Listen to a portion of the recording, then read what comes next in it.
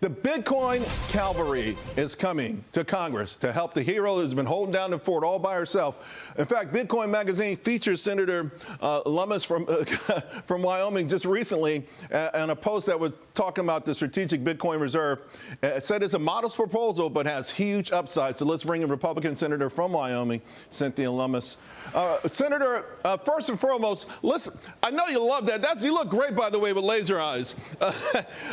Let's talk about the Bitcoin Act of 2024, because the most important thing for a lot of people is establishing a strategic Bitcoin reserve.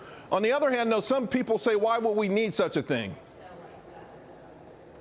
Well, first of all, Charles, I want to compliment you on your newest book.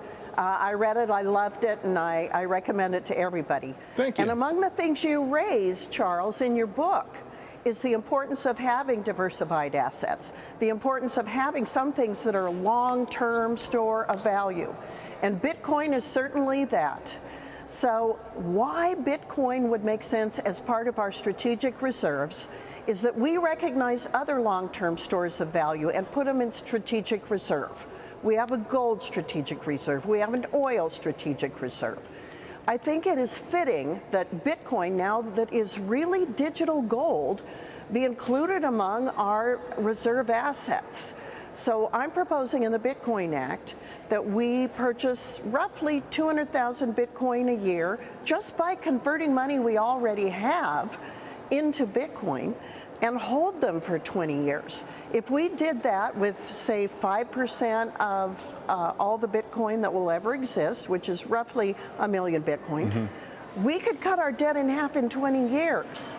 And in the meantime, we would have an asset that's growing in value while our own dollar is decreasing in value. And thereby we could shore up the US dollar as the world's reserve currency. What that does is help us protect ourselves against inflation and protect the US dollar on the world stage. So you also have here, so that's the Bitcoin purchase program, proof of reserve system.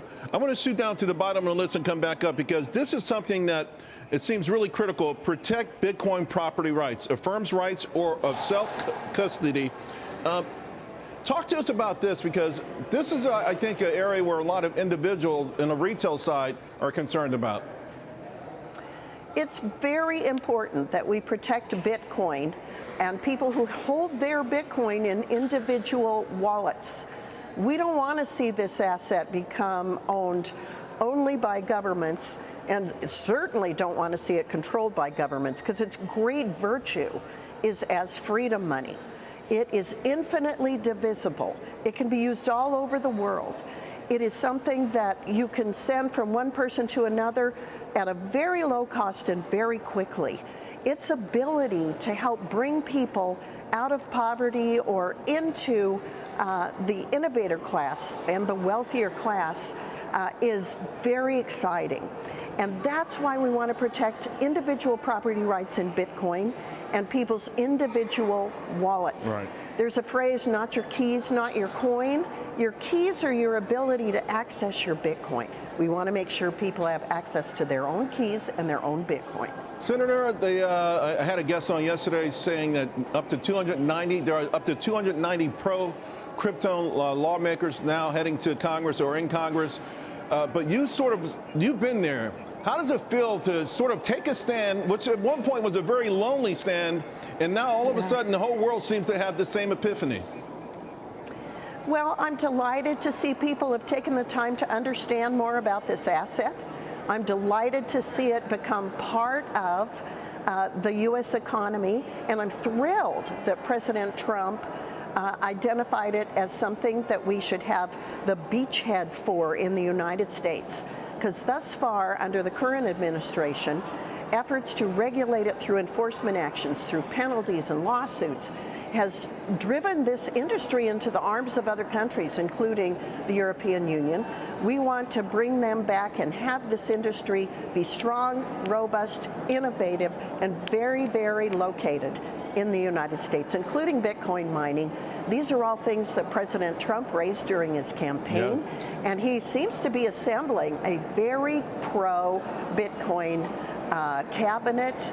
His leadership understand the assets, not only just Bitcoin, but other digital assets and the opportunities for blockchain. And it then moves into the whole AI culture as well.